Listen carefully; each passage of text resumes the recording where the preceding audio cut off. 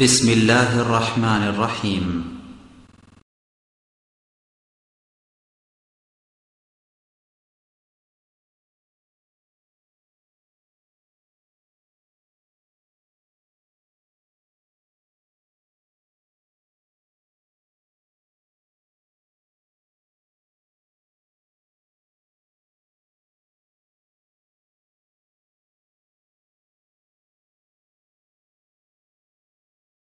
إن الحمد لله نحمده ونستعينه ونستغفره ونؤمن به ونتوكل عليه من يهد الله فلا مضل له ومن يضلل فلا هادي له وأشهد أن لا إله إلا الله وحده لا شريك له وأشهد أن محمدا عبده ورسوله أما بعد فإن خير الحديث كتاب الله وخير الهدي هدي محمد صلى الله عليه وسلم وشر الأمور محدثاتها وكل محدثة بدعة وكل بدعة ضلالة وكل ضلالة في النار أعوذ بالله من الشيطان الرجيم بسم الله الرحمن الرحيم أفغير دين الله يبغون وله أسلم من في السماوات والأرض طوعا وكرها وإليه يرجعون ورأيت الناس يدخلون في دين الله أفواجا فسبح بحمد ربك واستغفره إنه كان توابا ولا تقتلوا النفس التي حرم الله إلا بالحق ومن قتل مظلوما فقد جعلنا لوليه سلطانا فلا يسرف في القتل إنه كان منصورا ولا تقربوا الفواحش ما ظهر منها وما بطن إنما الخمر والميسر والأنصاب والأزلام رجس من عمل الشيطان فاجتنبوه لعلكم تفلحون সমস্ত প্রশংসা নিবেদন করছি মহান আল্লাহ রাব্বুল ইজ্জত ওয়াল জালালের জন্য, যিনি আমাদেরকে অশান্তির সকল পথ থেকে মুক্তি দেওয়ার জন্য, শান্তির সকল পথে পরিচালিত করার জন্য একটি দিন, একটি ধর্ম দান করেছেন।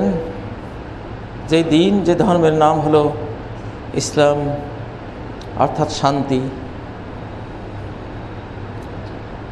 মুহাম্মদুর রাসূলুল্লাহ সাল্লাল্লাহু আলাইহি সাল্লামের প্রতি সালাত ও সালাম প্রেরণ করছি, যিনি ছিলেন রহমাতুল লিল আলামিন, বিশ্ববাসীকে রহমত করার জন্য, দয়া করার জন্য পৃথিবীতে আগমন করেছিলেন। আল্লাহর রহমতের উপহার হয়ে মানব জাতির সামনে আবির্ভূত হয়েছিলেন।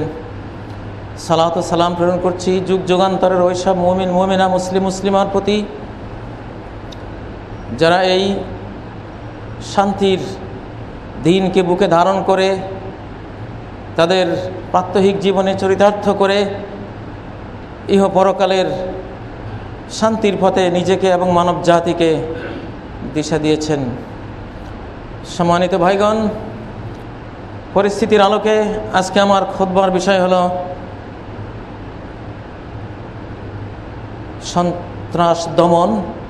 সন্ত্রাস দমন এবং শান্তি স্থাপনে ইসলামের ভূমিকা। ইসলাম এসছেই দুটো জিনিসের জন্য। ইসলামের আইন বিশারদগণ আইনের ভাষায়, খুব গম্ভীর ভাষায়, প্রজ্ঞাপূর্ণ ভাষায় বলেছেন, জালবুল মাসালেহ ওয়া দারউল মাফাসিদ। পৃথিবীতে ইসলাম এসেছে সকল অশান্তি দূর করার জন্য আর সকল শান্তি টেনে আনার জন্য। এই দুটোই হলো মৌলিক উদ্দেশ্য। এই পৃথিবীর শান্তি এবং তার পরবর্তী পৃথিবীর আখিরাতের শান্তি, এই শান্তির জন্য ইসলাম পৃথিবীতে এসেছে। আর যত অশান্তি, সব অশান্তি দূর করার জন্য ইসলাম এসেছে। প্রিয় ভাইয়েরা, রাস্তাঘাটে সাক্ষাৎ হলে আমরা একে অপরকে শান্তির বার্তা শোনাই, আসসালামু আলাইকুম ওয়া রাহমাতুল্লাহি ওয়া বারাকাতুহু, তোমার উপরে আমার পক্ষ থেকে শান্তি, কোনো আক্রমণ নয়, নিরাপত্তা দিলাম, আল্লাহর পক্ষ থেকে শান্তি তোমার উপর বর্ষিত হোক, ওয়া রাহমাতুল্লাহি আল্লাহর রহমত বর্ষিত হোক, ওয়া বারাকাতুহু আল্লাহর পক্ষ থেকে বারাকাত প্রবৃদ্ধি তোমার উপর বর্ষিত হোক। যিনি প্রথমে দেবেন তিনি 90 নেকি পাবেন, যিনি পরে দেবেন তিনি আসসালাম ওয়া আলাইকুমুস সালাম ফিরত দিলে 10 নেকি, ওয়া রাহমাতুল্লাহ বললে আরো 10 নেকি, ওয়া বারাকাতুহু বললে আরো 10 নেকি, 30 নেকি পেলেন। কিন্তু পিসের পথে, শান্তির পথে যিনি প্রথম পা রাখলেন তিনি পেলেন 90 নেকি, 90টি পূর্ণ। শান্তির পথে আগে পা বাড়ালে তার অনেক পুরস্কার আল্লাহর কাছে রয়েছে। প্রিয় ভাইয়েরা, নিজের শান্তি, পরিবারের শান্তি, সমাজ রাষ্ট্রের শান্তি, বিশ্বের শান্তি বাস্তবায়ন করার জন্য 5টি আবশ্যকীয় বিষয় রয়েছে। সকল ধর্ম সে 5টি বিষয়ে একমত, ইসলাম সহ। সেই 5টি বিষয়কে নিশ্চিত করলেই সন্ত্রাস দমন হয়ে যাবে এবং শান্তি স্থাপন হয়ে যাবে। ইসলামের ফকিহগণ, ইসলামের আইন বেত্তাগণ এই 5টি বিষয়কে নাম দিয়েছেন আদ-দরুরাতুল খামস। 5টি এমন বিষয় যেটা না হলেই নয়, যেটা না হলে সমাজ আর সমাজ থাকে না, সমাজ জঙ্গলে পরিণত হয়, মানুষ অমানুষে পরিণত হয়, মানুষ হায়ওয়ান জানোয়ার পশুতে পরিণত হয়। সেই 5টি জিনিস ইসলাম ধর্ম, ইহুদি, খ্রিস্টান, হিন্দু, বৌদ্ধ, দুনিয়ার সব ধর্মে এই 5টি জিনিসকে সম্মান দেওয়া হয়েছে। বিশেষ করে ইসলাম, কোরআন তার বিভিন্ন বক্তব্যে 5টি জিনিসকে তুলে ধরেছে। সেই 5টি জিনিস হলো হেফজুদ্দিন 1 নম্বর, হেফজুন নফস 2 নম্বর, হেফজুল মাল 3 নম্বর, হেফজুন নাসাব ওয়াল ইরদ 4 নম্বর, হেফজুল আকল 5 নম্বর। হেফজুদ্দিন মানে ধর্মকে হেফাজত করা, দিনকে, ইসলামকে বিকৃত না করা, অপব্যাখ্যা না করা, বিশুদ্ধভাবে এর আকীদা, এর ফরজ, এর সুন্নাহ, এর মুস্তাহাবগুলো মানুষের কাছে তুলে ধরা, নিজে আমল করা। হেফজুদ্দিন, দিনকে রক্ষা করা। দ্বিতীয় হলো হেফজুন নফস, জান রক্ষা করা। জানই যদি না থাকে দিন পালন করবে কে? জীবনে যদি বিপন্ন হয়ে যায় ধর্ম পালন করবে কে? এই জন্য জীবন রক্ষা সকল ধর্মের প্রতিষ্ঠিত ঐক্যবদ্ধ মূলনীতির মধ্যে একটি, 5 মূলনীতির মধ্যে একটি। প্রাণ রক্ষা করতে হবে, জান রক্ষা করতে হবে, অন্যায়ভাবে কোনো জান হালাক করা যাবে না, ন্যায় বিচার বহির্ভূতভাবে কোনো জান হালাক করা যাবে না। 3 নম্বর, বিশ্ব শান্তির মূলনীতি, সন্ত্রাস দমনের মূলনীতি হলো হেফজুল ইরদ, হেফজুন নাসাব। মানুষের ব্যক্তি রক্ষা, ব্যক্তির জান রক্ষা যেমন ফরজ, তেমনি তার মৃত্যুর পরে তার বংশধারা যে রক্ষিত হবে পবিত্রভাবে, সেই বংশধারাকে সকল যৌন অপরাধ থেকে, জিনা থেকে, ধর্ষণ থেকে, অশ্লীলতা থেকে, ইফটিজিং থেকে, পর্নোগ্রাফি থেকে, যাবতীয় অনৈতিক কর্ম থেকে সেফ রাখা ফরজ, যদি মানুষ শান্তি চায়। 4 নম্বর, হেফজুল মাল। সম্পদ নিয়ে বিশ্বে হানাহানি হয়। দ্বিতীয় বিশ্বযুদ্ধ সংগঠিত হওয়ার অন্যতম কারণ বিশ্বের সম্পদের উপরে কে কতটা কর্তৃত্ব নিতে পারবে। আজকেরও যুদ্ধ বিগ্রহের অশান্তির অনেক বড় কারণ সম্পদ। সম্পদের জন্য ডাকাতরা ডাকাত হয়, চোরেরা চোর হয়, হাইজাকাররা হাইজাকার হয়, বড় বড় নেতারা আত্মসাৎকারী হয়, ঘুষখোর হয়, ঠকবাজ হয়, প্রতারক হয়, খাদ্যে বিষ মিশিয়ে জেনোসাইডকারী হয়, গোটা জাতিকে হত্যা করে সম্পদের লোভী। অতএব সম্পদের সুন্দর রব্বানি মূলনীতি ছাড়া, সৃষ্টিকর্তার প্রদত্ত মূলনীতি ছাড়া বিশ্ব শান্তি আসবে না, দেশে শান্তি আসবে না। 5 নম্বর, সকল ধর্মের ঐক্যবদ্ধ মূলনীতি বিশ্ব শান্তির জন্য, দেশের শান্তির জন্য রক্ষা করতে হবে। হেফজুল আকল, বিবেক নষ্ট করা যাবে না। কোনো নিশাদ্রব্য দিয়ে যেই বিবেকের সেলগুলি ভালো আর মন্দ নিরূপণ করবে, যদি নেশা দিয়ে, ভায়াগ্রা দিয়ে, নায়াগ্রা দিয়ে, হেরোইন দিয়ে, গাঁজা দিয়ে, যদি তামাকজাত দ্রব্য দিয়ে, ধূমপান দিয়ে, যদি বিভিন্ন অশ্লীল পর্নোগ্রাফি দিয়ে, বিভিন্ন কিছু দিয়ে বিবেকের ভালো মন্দ নিরূপণকারী সেলগুলো ধ্বংস করা হয়, তাহলে এই পৃথিবী জঙ্গলে পরিণত হবে, শান্তি আসবে না। মুসলিম ধর্মের সকল উলামা কেরাম 5টি মূলনীতিতে একমত। সমাজের শান্তি আনতে হলে এই 5টি জিনিস রক্ষা করতে হবে। সরকারকে রক্ষা করতে হবে, জাতিকে, জনগণকে এগুলো রক্ষা করতে হবে, ব্যক্তিকে রক্ষা করতে হবে, সবাইকে নিজ নিজ অবস্থান থেকে 5টি জিনিস রক্ষা করতে হবে, অশান্তি আসবে না। প্রথমেই হেফজুদ্দিন, দিন রক্ষা। আল্লাহ বলেছেন সূরা আল আনআমের 151 নম্বর আয়াত, কুল তাআলাউ আতলু মা হাররামা রাব্বুকুম আলাইকুম আল্লা তুশরিকু বিল্লাহি শাইআ। আল্লাহ যা যা তোমাদের জন্য অবৈধ করেছেন, হারাম করেছেন, সীমানা দিয়ে বলেছেন এটা ক্রস করো না, সেই সীমানাগুলো কি, সেই বিষয়গুলো কি, এসো আমি বর্ণনা করি। বাদশার একটা চারণভূমি আছে, বাদশার ঘোড়া গাধা তার পশু চড়ার জন্য একটা চারণভূমি থাকে। আগের যুগে ছিল, যখন ঘোড়া দিয়ে মানুষ চলতো, উট দিয়ে চলতো, তখন কয়েক হাজার একরের একটা এরিয়া ব্লক করে রাখতো, এটা রাজকীয় চারণভূমি। এখানে রাষ্ট্রীয় পশুগুলো, ঘোড়াগুলো, বাহনগুলো চড়বে, অন্যরা ঢুকাতে পারবে না, এটাকে চারণভূমি বলে। ওখানে কেউ ঢুকতে পারে না। ওটার সীমানা ক্রস করলে পশুগুলোকে বাজেয়াপ্ত করা হয়, বন্দি করা হয়। নবীজি উদাহরণ দিয়ে বলেছেন, আলা ওয়া ইন্না লিকুল্লি মালিকিন হেমা, প্রত্যেক বাদশার চারণভূমি থাকে, সুরক্ষিত চারণভূমি। আলা ওয়া ইন্না হেমাল্লাহি মাহারিমুহু, আল্লাহর পৃথিবীতে আল্লাহর চারণভূমি হলো আল্লাহর হারামকৃত বিষয়গুলি। এই বিষয়গুলিতে কেউ ঢুকবা, তোমার নিরাপত্তা, সমাজের নিরাপত্তা, দুনিয়ার নিরাপত্তা, আখিরাতের নিরাপত্তা বিঘ্নিত হয়ে যাবে। এটা ক্রস করবা না। প্রিয় ভাইরা, দিন রক্ষার জন্য আল্লাহ শিরক হারাম করেছেন, বিশেষ করে মুসলিমদের জন্য। সর্বপ্রকারের শিরক থেকে দিনকে রক্ষা করো, দিনের একত্ববাদকে সেভ করো তোমরা মুসলিমরা। মানব জাতির উপরও ফরজ শিরক থেকে হেফাজত করা। নূহের প্লাবন এসেছে শিরকের কারণে, আজ জাতি ধ্বংস হয়েছে শিরকের কারণে, শোয়েবের জাতি ধ্বংস হয়েছে শিরকের কারণে, ফেরাউন ধ্বংস হয়েছে শিরকের কারণে, নমরুদ ধ্বংস হয়েছে শিরকের কারণে, কওমে লূত ধ্বংস হয়েছে শিরক সহ শিরকের ফাঁস্যচর পাপাচারগুলির কারণে। কওমে মুহাম্মদ সাল্লাল্লাহু আলাইহি সাল্লামের জাতি কুরাইশের বেঈমানরা বিনাশ হয়েছে শিরকেরই কারণে।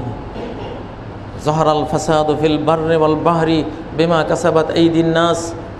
এই সেন্সিটিভ পৃথিবীতে, সেন্সিটিভ স্পর্শকাতর মহাবিশ্বে যত অশান্তি সব মানুষেরা তোমরা তৈরি করো, তোমাদের হাতের কামাই। সেটা টর্নেডো হোক, টাইফুন হোক, সেটা ঘূর্ণিঝড় হোক, সাইক্লোন হোক, সেটা ভূমিকম্প হোক, সেটা কোনো ক্লাইমেট চেঞ্জ হোক, ওজোন গ্যাসের স্তর ফেটে যাওয়া হোক, মানব সৃষ্ট দাঙ্গা হাঙ্গামা, যুদ্ধ বিগ্রহ হোক, গভীরভাবে চিন্তা করে দেখবা তোমরাই করেছো, সব তোমরাই দায়ী। আজকের ক্লাইমেট চেঞ্জ মানুষ করেছে। আজকের পৃথিবীর আবহাওয়া কলুষিত মানুষ করেছে। ওজোন গ্যাস ফাটিয়ে দিয়েছে উপরে, মানুষেরা করেছে। আজকের বাতাস দূষিত, পানি দূষিত, খাদ্য দূষিত, মানুষের রক্ত দূষিত, সমাজ দূষিত, স্কুল কলেজ বিশ্ববিদ্যালয় দূষিত, মাদ্রাসা মসজিদ দূষিত। সব কিছুকে দূষিত করেছে কে? ফেরেশতারা। কে করেছে? আল্লাহই করেছে। মসজিদগুলিতে বেদাত ঢুকিয়ে, শিরিক ঢুকিয়ে দূষিত করেছে কে? মানুষেরাই করেছে। প্রিয় ভাইয়েরা, দিন যদি রক্ষা হয় তাহলে আমরা রক্ষা পাবো। এই জন্য হেফজুদ্দিন, দিনকে রক্ষা করার জন্য বলেছে মান বাদ্দালা দীনাহু ফাকতুলু, কেউ যদি ধর্ম ত্যাগ করে, রাষ্ট্রীয় বিচার করে, আগের যুগের খেলাফতকালে তার মৃত্যুদণ্ড কার্যকর করা হতো। কারণ ধর্ম খেলার বস্তু নয় যে তুমি ধর্ম ত্যাগ করবা। মুসলিমদের জন্য ধর্মত্যাগের কোনো সুযোগ ইসলামে দেওয়া হয়নি। জেনে বুঝে মুসলিম হবা, একবার হলে আর তুমি ধর্ম ত্যাগ করতে পারবে না।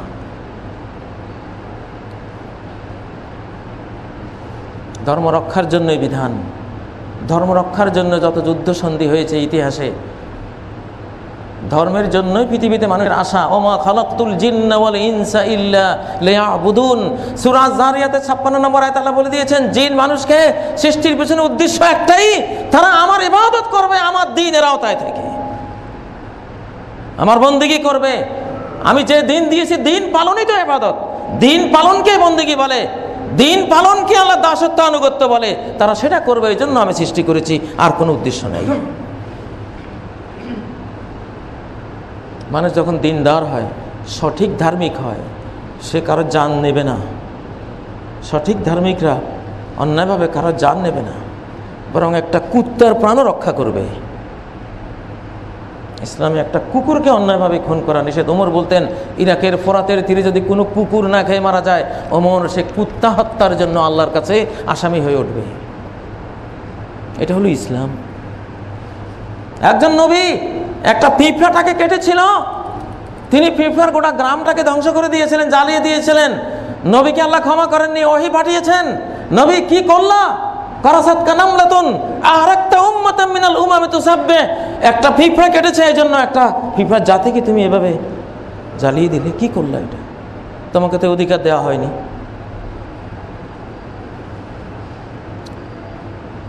ধর্ম রক্ষা করলে ইসলামের যেই 70-এর অধিক শাখা প্রশাখা, তার মধ্যে সর্বোচ্চ শাখা হইল আফদালুহা কওলু লা ইলাহা ইল্লাল্লাহ, লা ইলাহা ইল্লাল্লাহ বলা।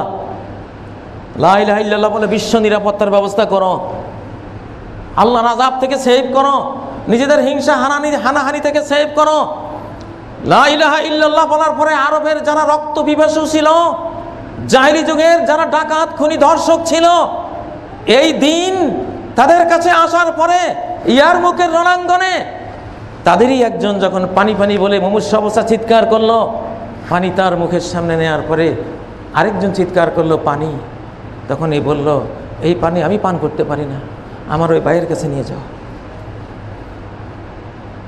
তার কাছে পানি নেওয়ার পরে সে মুখে দেবে, ওই সময় আরেকজন পানি বলে চিৎকার করলো। সে বলল, এই পানি আমার ভিতরে যাবে না, পারবো না, আমার ওই ভাইটিকে পানিটা নিয়ে দাও।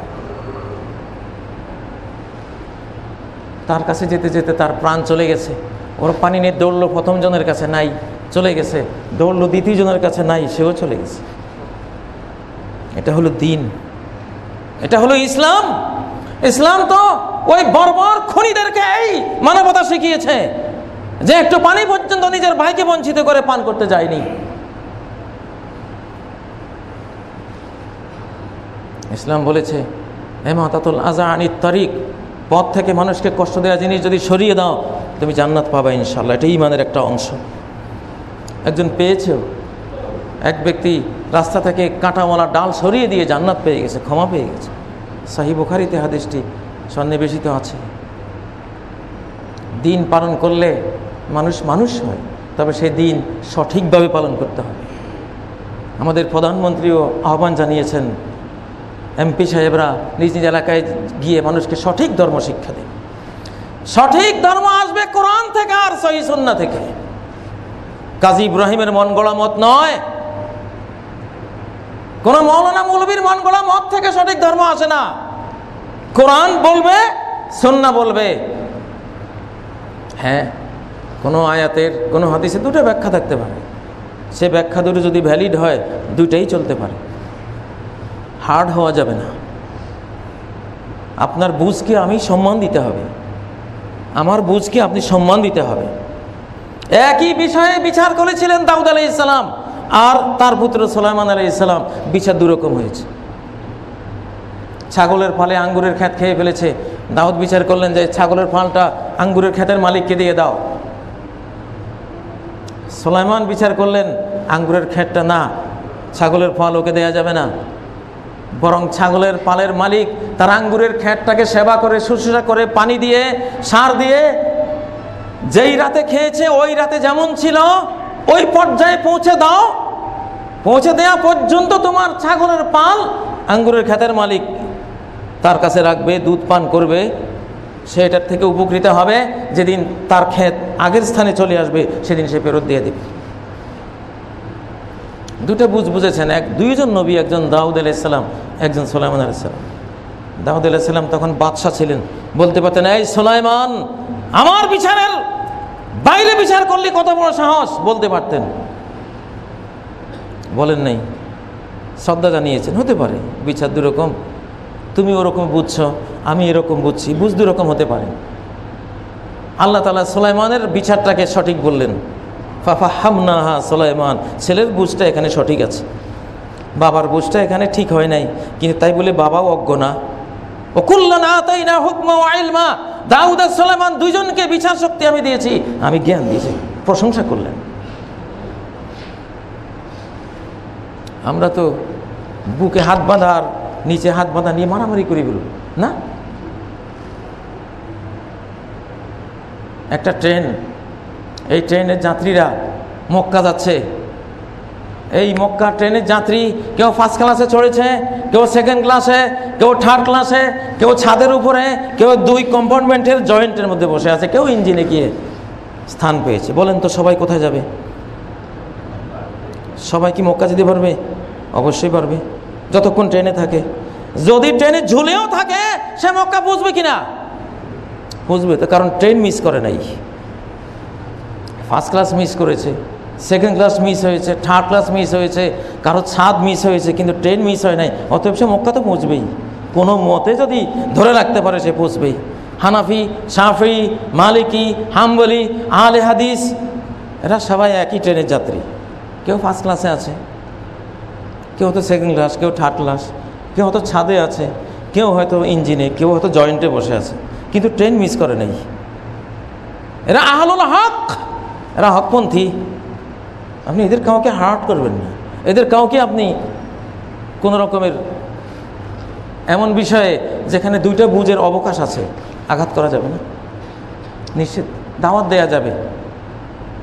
আজকে আমাদের সমাজে সর্বনাশ হয়েছে এখান থেকে। দুইটা বুঝ, নবীজি বলেছেন বনু কুরাইজায় গিয়ে আসর পড়বা। সাহাবীরা রাস্তায় যখন আসরের টাইম হয়ে গেল, এক দলে রাস্তায় পড়ে ফেলেছেন বনি কুরাইজায় যাওয়ার আগে, আরেক দল বলে না কুরাইজায় গিয়েই পড়বো, নবীজি নির্দেশ, কুরাইজায় গিয়ে পড়ছেন। দুইটা বুঝ হয়েছে। নবীজি শুনলেন, সাহাবীরা দুরকম আমল করেছেন, কাউকে মন্দ বলেন নাই, মৌন সম্মতি দিলেন। হতে পারে, যত কল্লা তত বুঝ।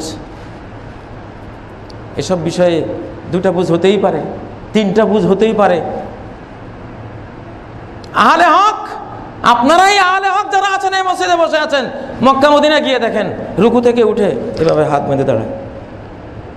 মক্কার ইমামরা, মদিনার ইমাম, আমরা তো ছেড়ে দিই। এখানে তো দুটা বুঝ, তাই বলে কি ওদের বিরুদ্ধে যুদ্ধ করব? তুমি বাতিল না, দুইটা বুঝ, দুইটাই ভ্যালিড, দুই ওলারে সওয়াব পাবে। যার হয়তো দলিল স্ট্রং সে বেশি পাবে, যার দলিল একটু দুর্বল, বুঝটা একটু দুর্বল হয়েছে, হয়তো সঠিক হয় নাই কিন্তু চেষ্টা করেছে, সে একটা সওয়াব পাবে। ফাইন আসাবা ফালাহু আজরান, সঠিকটা যে নিতে পারলো সে দুইটা সওয়াব পাবে, আর যে সঠিকটা পেল না ফালাহু আজরুন, সে একটা সওয়াব পাবে, কিন্তু জাহান্নামে তো যাবে না সেইটার জন্য। পরবুঝ সহিষ্ণুতা, পরের বুঝের সহিষ্ণুতা লাগবে। একদল বলবে কোরবানি 7 ভাগে দেওয়া, যারা বাড়িতে থাকো, যারা মুকিম আবাসী, তোমাদের জন্য বৈধ না। এই বাংলাদেশে একদল বলছে, একদল ওলামারাই বলছে, আর দল বলছে না, 7 ভাগ, মুকিম হোক, আবাসী হোক, প্রবাসী হোক, বাড়িতে থাকুক, সফরে থাকুক, চলবে। নবীজি বলেছেন আল বুদনাতু আন সাবআতিন ওয়াল বাকারাতু আন সাবআ, উট 7 জনের পক্ষ থেকে কোরবানি হয়, গরু 7 জনের পক্ষ থেকে কোরবানি হয়, সহিহ মুসলিমের হাদিস। অর্থাৎ সফর আর গায়ের সফর বুঝি না, সর্বাবস্থায় চলবে। আমরা বুঝছি, একদল বুঝছি এরকম, আরেক দল বুঝছেন না, নবীজি যেহেতু সফর অবস্থাটা করেছেন, আমরা সবর অবস্থায় করবো। ভাই বুঝো, অসুবিধা নেই, সমস্যা নেই, তুমি সবর অবস্থায় করো, নাকি লাঠি ধরবো তার বিরুদ্ধে। আজকের সন্ত্রাস কিন্তু এখান থেকে আসে, ধীরে ধীরে একজন আরেকজনের উপরে হার্ড হতে হতে হতে শেষ পর্যন্ত মারাত্মক পর্যায়ে চলে যায়। তাই না, একই ট্রেনের যাত্রী যারা, আপনি থার্ড ক্লাসওয়ালাকে আপনি অবজ্ঞা করবেন না। জয়েন্টে বসে আছে তাকে বলবেন না তুই জাহান্নামী। যতই জয়েন্টে বসে থাকুক সেও কিন্তু মক্কায় যাবে ইনশাআল্লাহ, যদি পড়ে না যায়। যদি পড়ে না যায় কোথায় পৌঁছবে? মক্কায় পৌঁছবে কিনা? না শুধু ফার্স্ট ক্লাসওয়ালারাই পৌঁছবে। আমরা যারা একবারে সহিহ হাদিস পেয়ে গেছি, না হয় আমরা ফার্স্ট ক্লাসের যাত্রী, না হয় একবারে এসি রুমে বসে আছি, আরামসে যাচ্ছি, এই তো পার্থক্য। আর থার্ড ক্লাসওয়ালা একটু ঘামে টামে মানুষের আকথা কুকথা শুনে এমনি সামনে কষ্ট করে যাচ্ছে। কিন্তু যখন ট্রেনটা গিয়ে থামলো, ফার্স্ট ক্লাসওয়ালা যে মক্কায় নামলো, থার্ড ক্লাসওয়ালা কোথায় নামবে? সে কি আমেরিকা গিয়ে নামবে? সে তো ওই ট্রেন থেকে মক্কাতেই নামবে, সাত থেকেও ওই মক্কাতে নামবে, জয়েন্ট থেকে ওই মক্কাতে নামবে, ইঞ্জিন থেকে ওই মক্কাতেই নামবে, নাকি? এই হলো যারা কোরআন হাদিসের উপরে চলে। হাদিসটা হয়তো দুর্বল, হয়তো থার্ড ক্লাসে গেছে, ক্লাস পায় নাই, কিন্তু যাবে তো ইনশাল্লাহ। নিয়ত তো ভালো। নিয়তটা কি ভালো? মুসলিমদের মধ্যে উদারতা থাকতে হবে। হেফজুদ্দিন, দিনকে রক্ষা করার জন্য উদারতা চাই। বিশাল চ্যাপ্টার, আমার সময় কমের জন্য এই পথে আর এগোচ্ছি না। দ্বিতীয় বিষয়টি হলো হেফজুন নফস, জান রক্ষা করতে হবে। জান রক্ষার জন্য ইসলাম দিয়েছে কিসাস, জানের বদলে জান। ওয়ালাকুম ফিল কিসাসি হায়াতুন ইয়া উলিল আলবাব। কেউ যদি অন্যায়ভাবে কারো জান নেয়, তাহলে ন্যায় বিচার করে তার জান নেওয়া হবে। যদি নিহত ব্যক্তির ওয়ারিসরা জান নিতে চায়, নিহত ব্যক্তির ওয়ারিসরা যদি জান নিতে চায়, জানের বদলে জান, তাহলে জান নেওয়া হবে। এটা সরকারের অধিকার নেই, জাতিসংঘের অধিকার নেই, এটা অন্য কাউকে অধিকার দেয় নাই। যার স্বামী মারা গেছে সেই স্ত্রীর অধিকার, যাদের বাবা মারা গেছে সে সন্তানের অধিকার, যাদের চাচা জ্যাঠা মারা গেছে সে ভাতিজাদের অধিকার। সে খুনি থেকে জান নেবে না রক্তমূল্য নেবে, তার অধিকার। কাউকে এখানে নাক গলাতে দেন নাই। তারপরে বলেছেন ঠিক আছে, জানের বদলে জান না নিয়ে যদি মাল নিতে চাও, রক্তমূল্য নিতে চাও, 100 উট প্রায় 50 লক্ষ টাকা নিতে চাও, নাও। ফামান উফিয়া লাহু মিন আখিহি শাইউন ফাত্তিবাউন বিল মারুফ ওয়া আদাউন ইলাইহি বিইহসান। যদি খুনিকে খুনটা মাফ করে রক্তমূল্য নেওয়ার উপরে যদি ওয়ারিসরা রাজি হয়, ওকে, তাহলে এটাকে ন্যায়সঙ্গতভাবে অনুসরণ করা হবে এবং ন্যায়সঙ্গতভাবে ওটা পৌঁছে দেওয়া হবে। জান রক্ষার জন্য জানের বদলে জান নেয়ার বিধান দিয়েছেন। জমিনে যারা ভালো কথা বলে মানুষকে খুন করে, সম্পদ ধ্বংস করে, তাদেরকে ন্যায় বিচার করে কঠিন শাস্তি দেওয়ার বিধান কোরআনে বলা হয়েছে। সূরা আল বাকারার 204 থেকে 206 নম্বর আয়াত। ওমিনান নাসি মান ইউজিবুকা কওলুহু ফিল হায়াতিদ দুনিয়া। কিছু মানুষ আছে দুনিয়ার জীবনে তার কথা বক্তৃতা শুনলে তোমার খুব ভালো লাগে, এমন ধর্মের কথা বলে। ওয়ায়ুশহিদুল্লাহ আলা মা ফি কলবিহি, অথচ তার ভিতরে আছে অন্য জিনিস, একটা জিঘাংসা, একটা হিংসা, অন্য উদ্দেশ্য। ওহু আলাদ্দুল খিসাম, সে কঠিন ঝগড়াটে মানুষ, হকপন্থী মানুষ নয়। ওই যে তাওয়াল্লাহ, সে যখন ক্ষমতা পায়, পাওয়ার পায়, শক্তি পায়, এনার্জি পায়, কোনো কিছু করার মতো কিছু পায়, তখন সাফিল আরদে, পৃথিবীতে সে দৌড়ায়, চেষ্টা করে লাইয়ুফসিদা ফিহা, ফাসাদ সৃষ্টি করার জন্য। ফাসাদ কি? ওয়ায়ুহলিকাল হারসা ওয়ান নাস, দুটো জিনিস নষ্ট করে, অর্থনীতি নষ্ট করে, ওয়ান নাস, নসল নষ্ট করে, মানব বংশ নষ্ট করে, মানুষকে খুন করে আর মানুষের সম্পদ নষ্ট করে। এই শ্রেণীর জন্য বিচার করে আল্লাহ তাআলা বলেছেন ওদেরকে মৃত্যুদণ্ড দাও, অথবা বাম হাত ডান পা, ডান হাত বাম পা কেটে দাও, ফাঁসি দাও, অথবা জমিন থেকে, রাষ্ট্র থেকে বহিষ্কার করে দাও। বিভিন্ন বিচার আল্লাহ বলেছেন। প্রিয় ভাইয়েরা, তারপর হলো হেফজুন নাসাব, মানুষের বংশের পবিত্রতা রক্ষার জন্য জিনার সকল প্রকারকে নিষেধ করা হয়েছে। বংশ রক্ষার জন্য জিনাকারীর উপরে 100 বেতের বিধান দেওয়া হয়েছে। যে নারীর সাথে তুমি জিনা করেছো, নারীটা তো কারো মা হবে, তুমি তো বংশের ইজ্জত মেরে দিলে। ওই সন্তানদের মায়ের ইজ্জত নষ্ট করে, চিরকালের জন্য সন্তানদের ইজ্জত নষ্ট করলে, মায়ের চরিত্র কলুষিত করে, তাদের বংশে কলুষতা ঢুকালে, তাদের বংশে সিফিলিস, গনোরিয়া, এইডসের মহামারী ঢুকালে, চরিত্রহীনতার বিষাক্ততা ঢুকিয়ে দিলে। কেন করলে এই কথা? 100 বেদ। মানুষের বংশকে সেফ রাখার জন্য, মানুষের ইজ্জতকে হেফাজত করার জন্য ধর্ম দিয়েছে 100 বেদের বিধান, যেটা এখন মেডিকেলি স্বীকৃত হয়েছে যে জিনাকারকে বেত মারলে তার দেহে একটা হরমোন নিঃসরণ হয়, সে হরমোনের কারণে জিনের ভাত থেকে ফিরে যায়। যেন ডাক্তারিভাবে এখন বেত মারা হয়, $60 লাগে। যিনি বেত মারেন, যে ডাক্তার বেত মেরে জিনাকারকে ফিরিয়ে আনেন, তিনি বেতও মারেন, আবার $60 নেন তার থেকে। রাশিয়ার একজন মেডিকেল সায়েন্টিস্ট, বড় ডাক্তার। বংশ রক্ষার জন্য ইসলাম দিয়েছে এই 100 বেতরা ঘাত, ফৌজদারি দণ্ডবিধি এটা। আর যদি বিবাহিত নারী পুরুষ হয় তাহলে একদম মৃত্যুদণ্ড দিয়ে দাও। এই বংশের জন্য এটা কীট, ভাইরাস, মানুষের বংশ নষ্টকারী লোক, বিদায় করে দাও। এগুলি যখন ইমাম মাহদি আসবেন, ঈসা আলাইহিস সালাম আসবেন, ইনশাআল্লাহ ওই সময় ওনারা করবেন। এখন তো বিশ্বে এই পরিবেশটা নাই, কিন্তু মেডিকেলি আসতেছে, সাইন্টিফিকলি চলে আসতেছে। প্রিয় ভাইরা, চতুর্থ বিষয় হলো সম্পদ রক্ষা। সম্পদ রক্ষার জন্য ডাকাতকে মৃত্যুদণ্ড দেওয়ার বিধান দিয়েছেন আল্লাহ।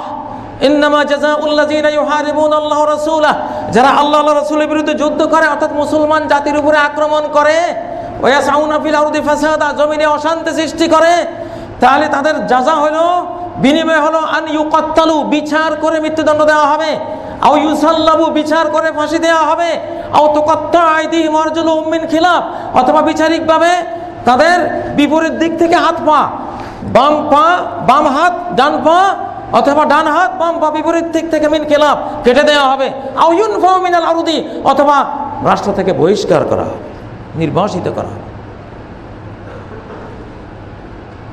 সম্পদ রক্ষার জন্য চোরের হাত কাটার বিধান দিয়েছে। সম্পদ রক্ষা না করলে সমাজে শান্তি আসবে না। চুরি করলে হাত কেটে দাও।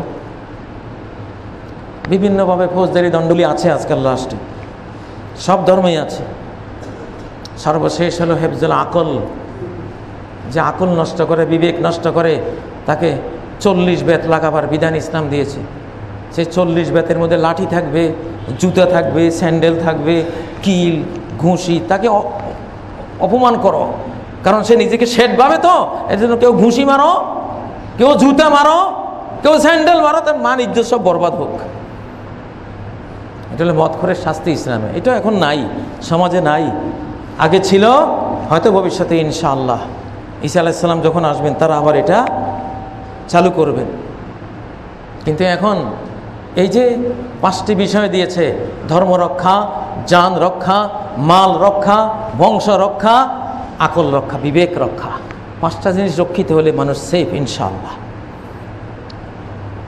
যারা সন্ত্রাস করে তাদের বিবেক নেই, বিবেককে নষ্ট করে দেওয়া হয়। কিছু ড্রাগ আছে, এই ড্রাগ অ্যাডিক্ট হলে ভালো মন্দ নিরূপণকারী সেলগুলি অকার্যকর হয়ে যায়। তখন ওরা একটা যন্ত্র, রোবট, এই রোবটকে যেদিকে পাঠাবে ওইদিকে রোবটের মতো হয়ে কাজ করবে। ব্যাখ্যা দেওয়ার সময় নেই। প্রিয় ভাইয়েরা, বিশ্ব শান্তির জন্য সকল ধর্মের দেয় 5টি জিনিস আমাদেরকে আনতে হবে। আমাদের জন্য আনন্দের সংবাদ হলো বারাক ওবামা বলেছেন যে ইসলামকে সন্ত্রাসের জন্য দায়ী করা যাবে না, অসম্ভব। ইসলামে সন্ত্রাসের কোনো স্থান নেই। ব্রিটিশ মন্ত্রী বলেছেন, এটা অমুক একটা রাষ্ট্রের কথা বলেছেন, তারা মুসলিমদেরকে কলুষিত করার জন্য তাদের গোয়েন্দা বাহিনী দিয়ে এগুলি করা হয়। মুসলিমরা এটা করে না। একটা অমুসলিম রাষ্ট্রের কথা উল্লেখ করে তিনি বলেছেন। জাতিসংঘ তার শিক্ষা, বিজ্ঞান, সংস্কৃতি বিষয়ক অঙ্গ সংগঠন ইউনেস্কোকে দায়িত্ব দিয়েছিল যে গবেষণা করে আমাদেরকে জানাও সবচেয়ে শান্তির ধর্ম কোনটি। ইউনেস্কোর গবেষণা বিভাগের প্রধান রবার্ট ম্যাকগির নেতৃত্বে 6 মাস একদল গবেষক বিশ্বের সব ধর্মকে গবেষণা করে এই মাসের 7 তারিখে, 7ই জুলাই তারা প্রতিবেদন দিয়েছে বিশ্বের সামনে বিশ্বের সবচেয়ে শান্তির ধর্ম হলো ইসলাম। অতএব মুসলিমরা যদি কেউ ইউনেস্কো থেকে, জাতিসংঘ থেকে শান্তির সার্টিফিকেট নিতে চায়, জাতিসংঘ এবং ইউনেস্কো সেটা দেবে যে তোমরা শান্তির মানুষ। ইন্টারন্যাশনাল পিস ফাউন্ডেশনের গবেষণা দলের এটা হলো গবেষণা, জাতিসংঘের অধীনে। প্রিয় ভাইরা, অতএব ইসলামকে কেউ সন্ত্রাসের সাথে একাকার করতে পারে না, অসম্ভব। নবীজি দাওয়াত দিয়েছেন, হেকমা দিয়েছেন, জ্ঞান দিয়েছেন, কোরআন দিয়েছেন। মদিনা রাষ্ট্র এক বিন্দু রক্ত ঝরানো ছাড়াই রাষ্ট্ররূপে মদিনা রাষ্ট্র কায়েম হয়ে গেছে, এক বিন্দু রক্ত ঝরে নেই। কিছু যুদ্ধ হয়েছে এটা পরে, রাষ্ট্রের উপরে যখন বেঈমানরা চেপে বসেছিল যান বাঁচাবার জন্য, ওগুলি কিছু যুদ্ধ বিগ্রহ হয়েছে। কিন্তু যখন মদিনা রাষ্ট্র তৈরি হয় এক বিন্দু রক্ত ঝরে নেই। এটা চুক্তি হয়েছিল শুধু, লাইলাতুল আকাবা, আকাবার প্রথম রাত, আকাবার দ্বিতীয় রাত, মদিনাবাসীর সাথে একটা চুক্তি হয়েছে, মুসলিম রাষ্ট্র মদিনার তৈরি হয়েছে। আলহামদুলিল্লাহ। আপনারা আপনাদের প্রত্যেকে নিজ নিজ দায়িত্ব থেকে এসব চরমপন্থা থেকে নিজের সন্তানকে, নিজেকে সেফ রাখা, এটা আপনাদের কর্তব্য, রাষ্ট্রেরও কর্তব্য। তবে একটা জিনিস খেয়াল রাখতে হবে, ওয়ালা তাজিরু ওয়াজিরাতুন ওয়িজরা উখরা। সারা কোরআনে একটা মূলনীতি আল্লাহ বলেছেন, এক পাপীর পাপে অন্য মানুষকে দোষারোপ করা যাবে না। একজনের পাপের বোঝা আরেকজন বহন করবে না, এটা সবাইকে খেয়াল রাখতে হবে, রাষ্ট্রশক্তি এবং জনগণ সবাই। যার পাপ তাকেই বহন করতে হবে, আরেকজন যাতে কারো পাপের শাস্তি সে না পায়। পৃথিবীতে 1 কোটি পাপিক, 1 কোটি অপরাধী ক্ষমা পেয়ে যাওয়া এটা বড় দোষের কথা নয়, কিন্তু একজন নিরপরাধী মানুষ শাস্তি পাওয়া এটা বড় দোষের। এটার জন্য একটা রাষ্ট্র ধ্বংস হয়ে যেতে পারে। তুরস্কের খেলাফত ধ্বংসের আগে তুরস্কের দীপ্ত টিভিতে সুলতান সুলেমানের একটা ইতিহাস তারা বর্ণনা করে। সুলতান সুলেমানের হাতে তার ঘরের চক্রান্তে তার নিজের সন্তান খুন হয়েছিল। তাদের সে উজিরে আজম খুন হয়েছিল। দুটো খুনের কারণে ইতিহাস সাক্ষী, অল্প কিছুদিন পরে তুরস্কের সাম্রাজ্য শেষ হয়ে গিয়েছে। অতএব নিরপরাধী যাতে কষ্ট না পায়, শাস্তি না পায়, এটা সবাইকে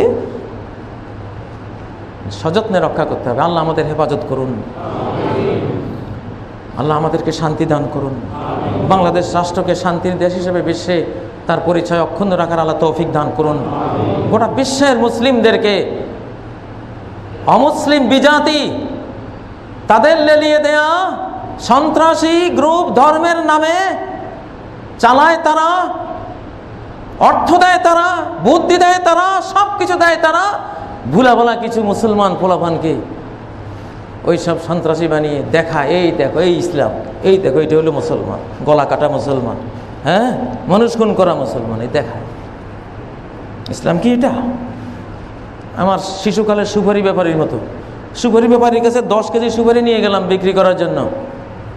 সবগুলো সুপারি ভালো, কিন্তু আমার দৃষ্টির অগোচরে 2-3টা সুপারি পোকে ধরা সুপারির মধ্যে ছিল। সে বেছে বেছে 3টাই নিয়েছে, নিয়ে দেখায় হুজুর কি দাম দিতাম, এই যে দেখেন, এই যে আপনার সুপারির অবস্থা দেখেন, 1000 সুপারি আছে, কোনো সমস্যা নাই, আর এগুলো ভুলে বুঝে ঢুকে গেছে। সে ওই 3টায় দেখায় দাম কমাবার জন্য। ব্যাপারীর কৌশল, বিশ্ব ব্যাপারীদের এই কৌশল এখন ইসলামের ব্যাপারে হচ্ছে। দিয়ে একটা মুসলমান নষ্ট করে, এই দেখ রে মুসলমান হবে, ওই যে দেখ, ওই যে ওইটা এমনি দেখা যায়, এইটা। এগুলি হলো এইসব সন্ত্রাসের গুরু না, এগুলির গুরু ঠাকুর, এগুলি হলো এটার নেপথ্য নায়ক। আল্লাহ লানত তাদের উপরে পড়ুক, বলেন আমিন। যারা এই শান্তির ধর্মকে নষ্ট করে, আল্লাহর অভিশাপ তাদের উপরে বর্ষিত হোক। ইসলাম আসবে, ইসলামকে কেউ রোকাতে পারবে না, কেউ রোকাতে পারবে না। বিশ্বের সব বড় বড় জ্ঞানীরা ইসলামের দিকে আসতেছে। 24 ঘন্টায় 68,000 লোক মুসলমান হচ্ছে। সারা ওয়ার্ল্ড এখন ইসলামমুখী। এটা টের পেয়ে ইসলামকে কলুষিত করার জন্য এই সন্ত্রাসের কলঙ্ক ইসলামের উপর চাপাচ্ছে। ইসলাম এই কলঙ্ক মুক্ত ইনশাআল্লাহ। মুসলিমরা এই কলঙ্কের দায়ভার বহন করবে না। আল্লাহ আমাদের তৌফিক দান করুন। আকুলু কওলি হাযা ওয়া আস্তাগফিরুল্লাহ লি ওয়া লাকুম ফাস্তাগফিরুহু ওয়া তুবু ইলাইহি ইন্নাহু হুয়াল গফুরুর রহিম।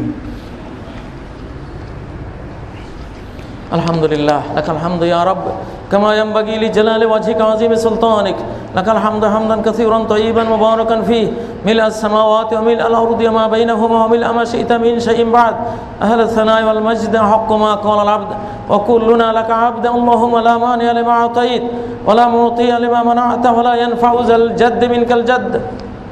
আউযু বিল্লাহি মিনাশ শাইতানির রাজীম। বিসমিল্লাহির রহমানির রহিম। إن الله وملائكته يصلون على النبي يا أيها الذين آمنوا صلوا عليه وسلموا تسليما اللهم صل على محمد وعلى آل محمد كما صليت على إبراهيم وعلى آل إبراهيم إنك حميد مجيد اللهم بارك على محمد وعلى آل محمد كما باركت على إبراهيم وعلى آل إبراهيم إنك حميد مجيد। প্রিয় ভাইরা, দ্বিতীয় খুতবার শেষ আয়াতটির ব্যাখ্যা করে দিচ্ছি। ইন্নাল্লাহা ইয়া'মুরু বিল আদলি, আল্লাহ সবাইকে নির্দেশ দেন ইনসাফের। সমাজে কেউ যাতে মনে না করে যে আমি মজলুম হয়েছি, তাহলে তার ভিতরে হিংসা তৈরি হবে।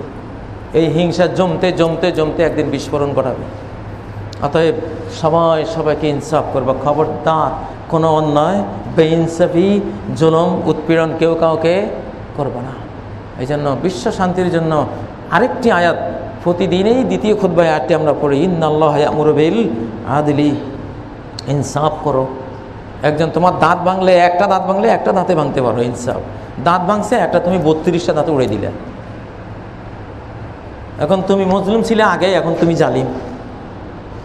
এমন করো না, ইনসাফ করো। আর পারলে যদি মাফ করে দাও, ওয়াল ইহসান বিল আদলি ওয়াল ইহসান, ইনসাফ করো। আর যদি আরও একটু মহানুভবতা দেখাইতে পারো, মাফ করতে পারো, করো। মাফের দ্বারা সমাজে শান্তি আসে। সদ্ব্যবহার করো, বিল আদলি ওয়াল ইহসান। সমাজে পরোপকারীর, পরের ধন লোভের নয়, পরকে ধন দানের টেন্ডেন্সি স্বভাব চরিত্র সমাজে তৈরি করো, সন্ত্রাস আসবে না ইনশাআল্লাহ। ইন্নাল্লাহা ইয়া'মুরু বিল আদলি ওয়াল ইহসান। একটা কুকুরকে যদি আমি লাঠি মারি, সে আমাকে আরেকদিন যদি তার বাড়ির পাশে দিয়ে যাইতে দেখে, একটা দৌড়ানি দিবে বা একটা কামড় দেবে, যে এই হুজুর আমাকে একদিন লাঠি দিয়া ধাওয়া দিয়েছিল, মনে রাখবে। আর যদি আমার বাড়ির কাছে দিয়ে যাইতে আমি তারে এক পাত ভাত দিয়ে দেই, এই কুত্তাটা আমার যেখানে দেখবে লেঁচড়া, আরে ওই হুজুরে তো আমার ভাত খাওয়াইছে একদিন। গোটা মাখলুক জুবিলাতিল খালায়েক আলা হুব্বিল মুহসিনি ইলাইহা, গোটা সৃষ্টিকে আল্লাহ সৃষ্টি করেছেন একটা নেচার দিয়ে, যে তাকে যে উপকার করবে সে তাকে শ্রদ্ধা করবে, তাকে দেখলে সে একটা আবেগ প্রকাশ করবে। ইউটিউবে একটা দৃশ্য আপনারা দেখেন, একটা কুকুর জাহাজ থেকে লাফিয়ে নদীতে পড়ে গেছে, ডুবে যাচ্ছে। সে কোনো মতে পানির ভিতরে সাঁতরে না কুচিয়ে জীবনটা রক্ষা করতেছে। একটা ডলফিন এসে কুত্তাটাকে মাথার উপরে ঠেলে নিজের পিঠের উপরে বসিয়ে কি সুন্দরে জাহাজের কিনারে এসে ধরলো, আর কুকুরটা লাফ দিয়ে উঠলো। এরপরে ডলফিনটা লাফাচ্ছে, এই এহসান, যে একটা পরোপকার করেছে, একটা কুকুরকে জান বাঁচিয়ে দিয়েছে, এই আনন্দে ডলফিনটা লাফাচ্ছে।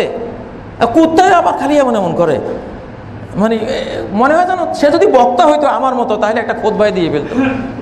কুত্তাটা যে অবস্থা আমি দেখলাম। গোটা সৃষ্টি জগৎটাই হলো দয়া মায়া দিয়ে আল্লাহ সৃষ্টি করেছে। প্রিয় ভাইয়েরা, ইন্নাল্লাহা ইয়া'মুরু বিল আদলি ওয়াল ইহসান, আল্লাহ ইনসাফের নির্দেশ দিচ্ছেন, ওয়াল ইহসান, সৃষ্টির প্রতি দয়া করো, দয়া নির্দেশ দিচ্ছেন। তারপরে কি, ওয়ায়ানহা আনিল ফাহশাই ওয়াল মুনকারি ওয়াল বাগি, অশ্লীলতা বর্জন করো, ঘৃণিত কাজ বর্জন করো, একে অপরের প্রতি জুলুম করা বর্জন করো।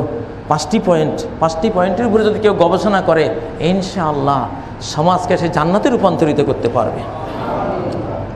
কোনো যুবক, কেউ যাতে মনে না করে যে আমি মুসলিম হয়েছি, আমার অধিকার ক্ষুণ্ণ করা হচ্ছে, আমার নাগরিক অধিকার কেড়ে নেওয়া হচ্ছে, আমি এই সমাজে নাগরিক হিসাবে লাঞ্ছিত, অপমানিত, আমার যৌবনের তারুণ্যকে ব্যয় করার কোনো ক্ষেত্র আমাকে দেয়া হচ্ছে না, এটা মনে না করলে এটা জমতে জমতে একদিন বিস্ফোরণ হবে।